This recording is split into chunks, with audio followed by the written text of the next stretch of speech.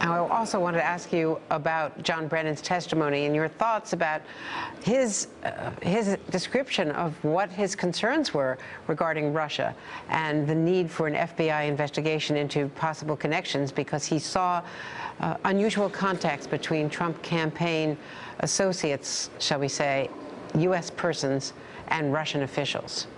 Yeah, look, we're at a point in American history where we're seeing a lot of dots that seem to be directing us towards a real problem and potential collusion.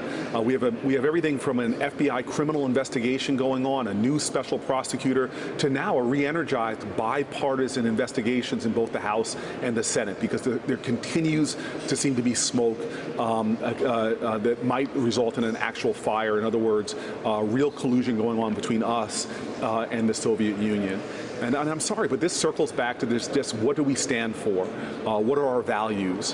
Whether it's our collective defense of our democratic institutions, like our election from the Russians, to even this president in his conversations. Now that we're seeing transcripts come out from his conversations with Duterte or his conversations with Erdogan in Turkey, and how he almost seems to praise them for authoritarian actions, for violating international norms.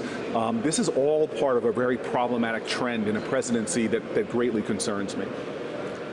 Well, let me pick up on what you mentioned about Duterte, because the Washington Post revealed and the White House has confirmed that this is a legitimate transcript of that phone conversation where he, first of all, praises Duterte for, quote, doing an unbelievable job on the drug problem when they are dealing with it by shooting people, suspects, shooting them in the streets. Also violates Pentagon policy by revealing that the U.S. has 2 nuclear submarines off the North Korean coast, things that presidents don't talk about. Do you want to address that? Yeah, but it's not. This is not just a one-off. We're seeing a pattern.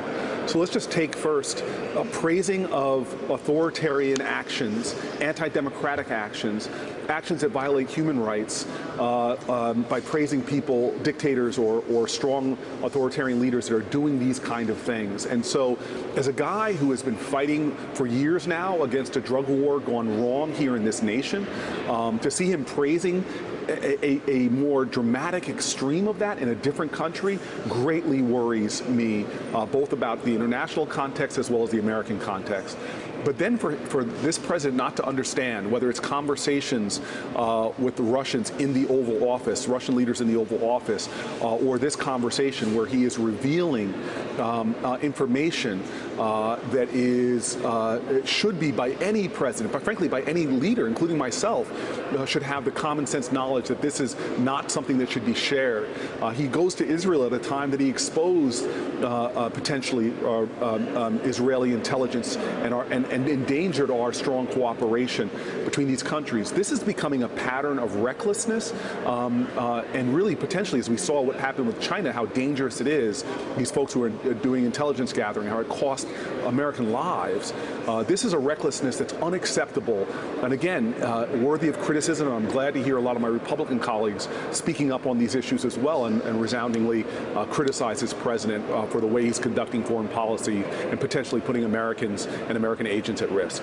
Hey there, I'm Chris Hayes from MSNBC. Thanks for watching MSNBC on YouTube. If you want to keep up to date with the videos we're putting out, you can click subscribe just below me or click over on this list to see lots of other great videos.